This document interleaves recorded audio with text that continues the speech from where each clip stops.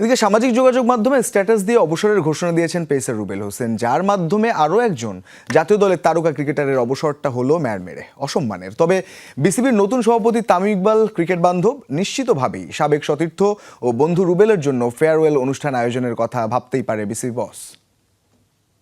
শুক্রবার সকালে শুরু হচ্ছে নিউজিল্যান্ড বাংলাদেশ ওয়ানডে সিরিজ। প্রথম ম্যাচে মিরপুরের এই হোম অফ ক্রিকেটে মুখোমুখি হবে দুই দল। তবে সেই সিরিজ শুরুর আগে আপনাদের একটু টাইম ট্রাভেল করে অতীতে ফিরে নেওয়া যাক। 29 অক্টোবর 2013, ঠিক একইভাবে মিরপুরের হোম অফ ক্রিকেটে সিরিজের প্রথম ওয়ানডেতে মুখোমুখি হয়েছিল বাংলাদেশ আর নিউজিল্যান্ড। যে ম্যাচে বাংলাদেশের এক পেসার করেছিলেন হ্যাট্রিক। পরপর 3 বলে তিনি আউট করেছিলেন কোরি অ্যান্ডারসন, ব্র্যান্ডন ম্যাকুলাম আর জেমস নিশামকে। শুধু তাই নয়, তিনি 26 রান দিয়ে 6 উইকেট নিয়ে হয়েছিলেন ম্যাচ সেরা।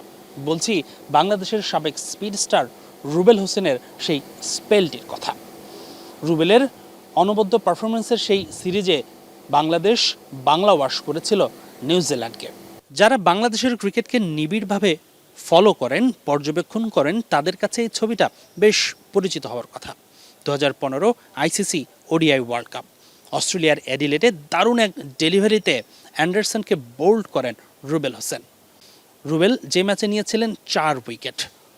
ইংল্যান্ডকে হারিয়ে বাংলাদেশ পৌঁছেছিল বিশ্বকাপের কোয়ার্টার ফাইনালে, যা বাংলাদেশের ক্রিকেট ইতিহাসের সবচেয়ে সেরা সাফল্য। বাংলাদেশের ক্রিকেটের একটা কালো দিক আছে, যেই সমস্যা সম্বন্ধে সংশ্লিষ্ট সবাই ওয়াকিবহাল, কিন্তু কেউই নেয় না কার্যকারী কোনো পদক্ষেপ।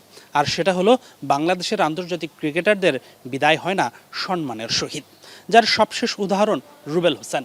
সামাজিক যোগাযোগ মাধ্যমে স্ট্যাটাস দিয়ে ক্রিকেট থেকে বিদায় নিয়েছেন রুবেল। তবে বিসিবির নয়া সভাপতি এখন তামিম ইকবাল। ক্রিকেটারদের জন্য নিবেদিত প্রাণ তামিম এবার ব্যতিক্রম কিছু উদাহরণ সৃষ্টি করবেন, সেটা তো আশা করাই যায়। যেই নিউজিল্যান্ডের বিপক্ষে এত রেকর্ড আছে রুবেল হোসেনের, সেই নিউজিল্যান্ডের বিপক্ষে সিরিজের যে কোনো একটা ম্যাচে ক্রেস্ট দিয়ে বা কোনো আড়ম্বর আয়োজন করে রুবেলকে বিদায় দেয়া যায় নাকি? হাসিনুর রহমান, যমুনা স্পোর্টস, মিরপুর শেরেবাংলা জাতীয় ক্রিকেট স্টেডিয়াম, ঢাকা।